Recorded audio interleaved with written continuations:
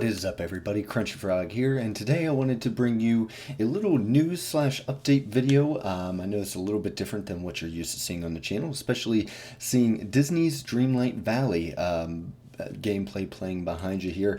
I've played it a couple times on stream. I know it's kind of a vast departure from what you're used to seeing with some Call of Duty and racing videos on the channel, but I'm really enjoying the game and especially loving this new update. So I wanted to put out a video for you guys today kind of discussing the first major update for this game, what's in it, and what I've enjoyed slash not liked so far, and in what's hopefully the first of many massive updates for this game.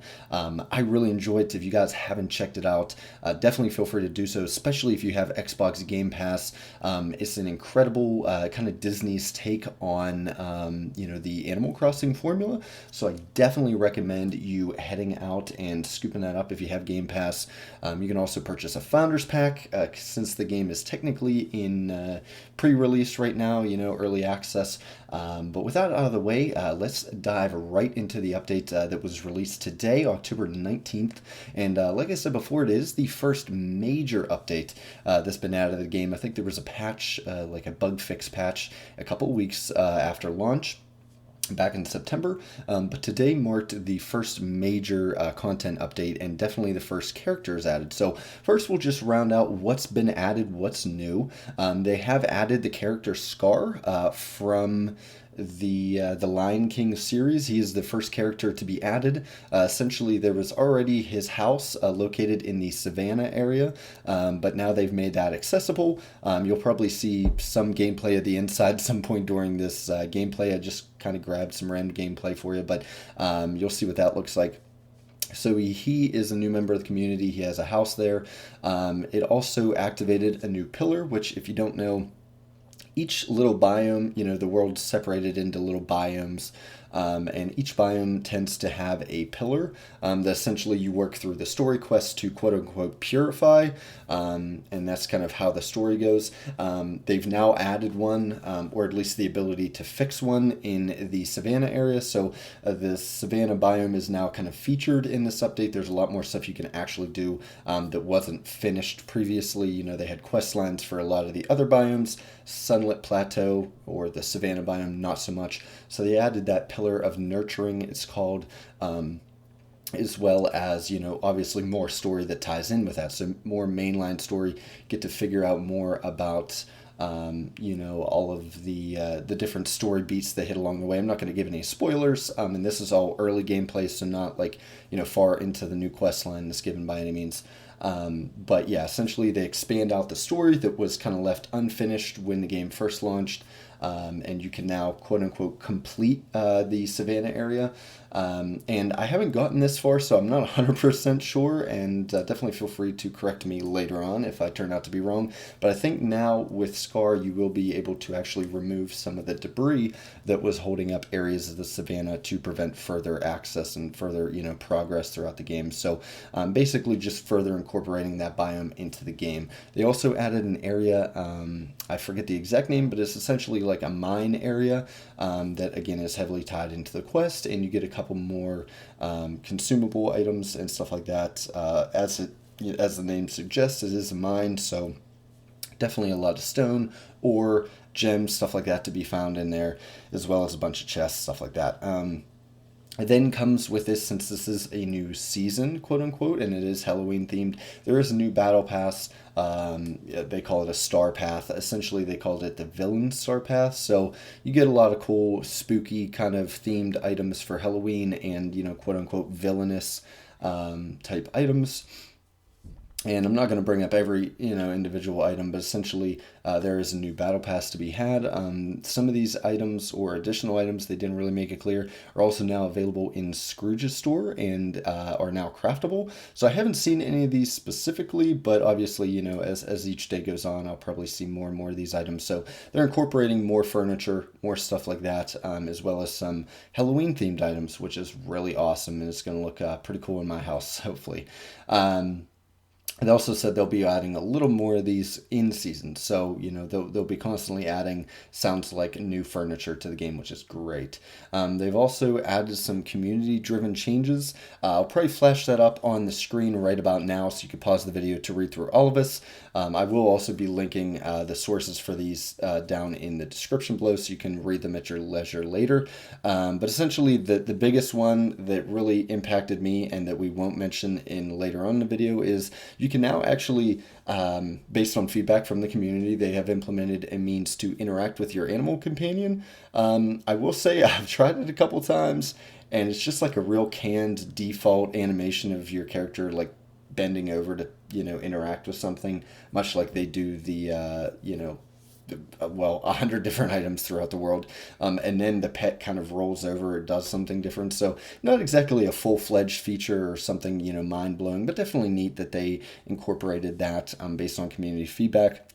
And again, there's some other changes that the community suggested or brought up that is listed in the screenshot and in the links below. But I'm not going to go over all of them. We don't have time for that today. And the rest of them didn't really hit home in any of my playthroughs. So we'll just move right along to the top fixes. So essentially, again, I'll flash the screenshot on screen now, and we'll just go over the main points, stuff that impacted my playthrough or that I was really psyched to see that meant a lot to me. But definitely take the time to read through yourself and see it. One of the biggest ones is they fixed an issue which prevented players from picking up the light bulb in Wally's house. Now, I did not personally have this issue, but several of my, followers and everything on Twitter said that they were running into that issue. So I've seen a lot of people very happy about this. So while I didn't experience it, a lot of people are now able to move forward on that one. One that really hit home for me is they fixed the memory pieces that would spawn within the counter in Scrooge's store. There was a quest for Moana where essentially you had to talk to Maui and he kind of spit out a memory piece. That spawned in the counter at Scrooge's store and I could not access it. So for the last 3 or 4 weeks, I have not been able to progress Moana's storyline. They've now fixed that. So that was the first thing I did today when I logged into the game, is immediately ran over, swiped that, grabbed that up, and ran with that. And finally, one of the big ones is rain will now properly water plants. So before, obviously, you'd have to water plants to keep them growing. You would think the rain would do that when it started raining. It did not. So they have since fixed that. Again, there's a couple other ones. We're not going to delve into those. So moving on to their next section, which was improvements and optimization. Again, just going to hit the key points here, but one of the first ones, they improved the interior lighting. I've been in a couple different houses. It looks a lot better. Again, they're going to be constantly iterating on the lighting engine, some texture, stuff like that to make it look a lot better as it moves towards its final release. So really glad to see that from a presentation standpoint. Mickey, Merlin, and Goofy went shopping and redecorated their homes. So essentially they're saying they kind of changed the layout of the homes. I haven't been to all their houses. I really liked Mickey's. It seems like they designed it more to look like an actual house as opposed to just spawning some items in there and calling it a day. So I appreciate them, the little minor changes, which really don't matter, but, kind of adds to the immersion, so to speak. They also said that they improved the furniture edit mode for controls with controllers. Now, I've tried this here and there. I'm still building out my valleys, so I tried some of this, and I was kind of mixed bag on the new controls. I think mostly because I'd gotten used to the really crappy controls, so changing it up to learning the new ones has been a little rough, but overall I think it's a step in the right direction. They said they optimized audio to reduce file sizes. That's always great. I love to see optimization and file sizes shrink on disk, especially with only 1 terabyte of space to deal with. Next, they improved various performance optimizations across all platforms. And for me, it's not listed here in the patch notes, but for me, I noticed a much higher frame rate on the Xbox Series X. So I'm loving it. I feel like I'm, finally at the proper resolution and really enjoying it. So whatever they did under the hood to make this game run better, I appreciate it. I also noticed I'm dropping frames basically never, if at all. So really, really great that they're optimizing this as well as adding new content. Next up, they reduced the number of mushrooms required for Merlin's quests. I'm kind of past all those quests already. So it kind of sucks to see this now, but I know that I would have really appreciated this and would have saved me a lot of time. So to anyone just starting the game or hasn't quite gotten there yet, enjoy. You'll be in much less pain than I was. Next, they say wild crops such as mushrooms, spices, etc., will now spawn in a different place every morning. This means the crops spawning in otherwise inaccessible areas will not remain inaccessible and will actually respawn in a new location every day. So, if you have an unlocked part of the map, a lot of the parts of the maps are cut off for certain story quests, stuff like that. Essentially, the resources would spawn in those areas you couldn't get to, and then just stay there. So, resources were spawning, but you couldn't get to them. So that would kind of cut off the amount that would actually spawn that you could get to. Now they just keep rotating. So eventually you'll get access to those resources and be able to pick them up. Next, it says they reworded some quest objectives to make them more clear. So that's really helpful because some of the quests were really, really confusing. They said they improved the navigation of water characters between bodies of water. That was really glitchy and seems to be a lot better in my short time with it this evening. So now the water characters, Ariel, Ursula, I'm not sure if there's any other ones, I could be wrong, but they seem to path a lot more naturally and a lot less glitchy. Water characters also likely to be drawn to the player when standing near shore, which makes it a lot easier to talk to them since you have to talk to them every day and stuff like that, give them presents to level them up essentially. So that just makes it a lot easier to interact with them. They rebalanced the wood spawns into different biomes to make it easier to get various types of wood. That is going to help immensely with so many quests. I've grinded so many dumb quests that have taken me forever because, I just couldn't get the right type of wood to spawn, softwood, hardwood, dry wood, stuff like that. So hopefully that makes the ones I have going forward easier. And again, if you're just starting out, it'll help your experience a lot. One minor change I actually added, for discussion later on in this video is the inventory will now actually stay open while you're opening an item, such as like a furniture bag or a clothing bag, to get a new piece of furniture or clothing. And that just looks a lot better, feels like more natural, and the UI element of that is a lot better. Nothing crazy though. And then finally, they improved the clarity for which realms have been unlocked and which still need to be unlocked in the castle. So they basically just made it more, obvious of which realms you can actually go to unlock new characters versus which ones, are inaccessible. So moving right along, they do have some information here about furniture edit mode. I personally haven't seen anything here that was like really stood out to me or was really important. So again, I'll flash that up on screen and you can check it out, the links below, but I won't go over any of that here today.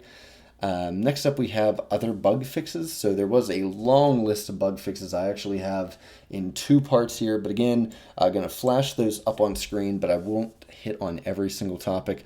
One of the main ones that stood out to me was they fixed an issue which caused Donald's house to float, and we're not talking about in the water, they say. And yeah, essentially it was just hovering like a foot or two above the above the land or water. Essentially just a graphical glitch. They fixed that. Something that I did notice and kind of had jotted down in my notes as I was playing. Glad to see that now fixed. Finally, water characters cannot walk through rocks. I've had that happen numerous times where I could not interact with them because they were stuck in the environment, namely in the rocks in the environment. So that should make it a little easier to, again, talk to them and increase friendship and, everything like that. Next up is they fixed instances in which characters would remark about the wrong type of day. Goofy, however, will still continue to misjudge the weather. So if you guys have played, you've probably heard characters would just randomly say good morning or what a lovely afternoon, and it was not morning or afternoon. You'd be playing at night, and the game goes off of your current time, right? So if you're playing at 9 p.m., it's going to be night in the game. And then like Maui would walk up and say, what a wonderful morning. So it's kind of jarring, but now they've fixed that. And apparently they have included Goofy will still kind of mess up or make dumb comments about the weather, which is just kind of in character for him. So that's a cool little Easter egg now. And then next, which another point that I had kind of saved for later since it was really cool and stood out to me, was they fixed the exhaustion effect when apparently it was not displaying correctly at all. But essentially, once you get tired, there's always the flashing bar at the top of the screen to tell you to eat food or go back to your house, so you can perform more actions. But now your screen kind of, it goes grayscale and like kind of pulses red. So the typical video game, you know, heads up that you are tired or low in health. In this case, just tired. You don't really have health in this game. So I thought that was really cool. I guess maybe it was supposed to be that way the whole time. I thought it was a new feature, but apparently it was just bugged before. But now that is working, and I can confirm it is pretty cool. So again, there's a couple more listed. Nothing that I'll go over. They're either insignificant or I just never ran into them. So I'm not really going to worry about it. And there was also a big list of, you know, basically just general quest, you know, fixes that they had. There's like 20 or 30 quests that had little bugs here and there. I'm not going to go over all of those, but again, at the links below, you can kind of check those out and see if any of the quests that you were stuck on have now been fixed. So overall, guys, I think it is a great update. I love that they added a new character in Scar, and that they finally, you know, put some love into the sunlit biome. So I'm gonna really enjoy over the next week or so playing through that campaign and you know, learning all that and hopefully having some fun. So I love that they did that. Obviously, one of the greatest things, and they didn't mention it in any of these patch notes, but something that really stood out to me was that there's like a new minimap speed. So before, whenever you would go to the map and you would try to like drag it, it would take forever. The speed was so slow, it was unbearable. They've now fixed that. So navigating around the map, moving your cursor around to select another fast traveled you know, location or just to look around the map is much quicker, much more efficient. I mentioned earlier I have a much higher frame rate, so my game looks really good, and you know, it just performs overall much better due to the optimizations. Again, we touched on the opening furniture and clothes bag. It seems a lot more seamless. That's just kind of a UI improvement, but something that was definitely not lost on me. Obviously, the biggest thing was one of my quests was actually bugged, was one of the ones that was bugged. So getting that fixed just basically unlocks another part of the game for me. So, you know, content that I didn't have access to because of a bug, now I have access to. So, you know, despite it not being new content, so to speak, I actually got more content unlocked for me today. And then finally, again, I really enjoy the whole screen graying out as a better indicator of when I'm low, because there were several times before when I was low on energy that I didn't really realize it. So that's great. However, it hasn't been all roses. I already have crashed, and you might see somewhere in the gameplay that I play on screen, but my game did completely freeze after like recording for 10 minutes. The game just completely hard crashed. So not looking great on that. I know some other people have been saying they've had some crashes, so maybe those will be ironed out with some hot fixes or a small patch later in the week.